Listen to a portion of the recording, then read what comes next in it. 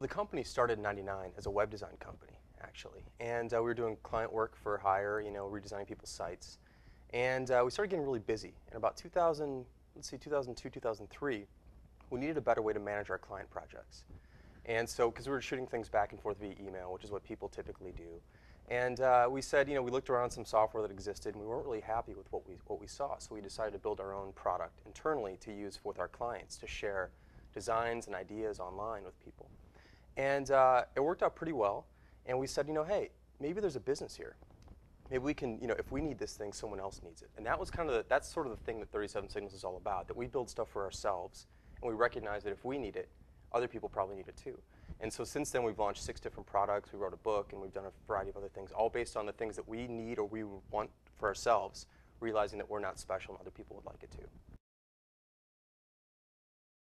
We're kind of a virtual company and a physical company. So we're 20 people, half in Chicago and then half elsewhere in 10 other cities around the world. So we're a little bit of a mix of the traditional and the sort of next generation, new wave, virtual sort of company. Our general feeling, though, is that it's best if people stay away from each other as much as possible. Because when people are all together all the time, it's really easy to interrupt each other. And we found that that's kind of the biggest problem with the traditional workplace is interruption. So we're trying to avoid that at all costs. Well, it kind of happened because originally my partner in the business, a guy named David Hansen, Hanmeyer Hansen actually, it's his full name, he was working in Denmark and I was working in Chicago. And we got a lot of stuff done working together 7 time zones apart. And then eventually he moved to Chicago and we're like, man, he's in Chicago, this is going to be great, we're going to get more work done together. And he comes to Chicago and we get less work done together. And we start to realize that because we're both in the same physical place, in the same physical office, we're just interrupting each other all the time by talking. And there's something good about talking and FaceTime, but too much of it is a bad thing. So we decided that we're going to kind of try and simulate the old way of working, which was he was in Denmark and I was in Chicago, so we wouldn't see each other very often. So he worked at home and I worked at home, and if we came into the office, we came in at off times often. And we found out that we started getting more work done again when we were split up.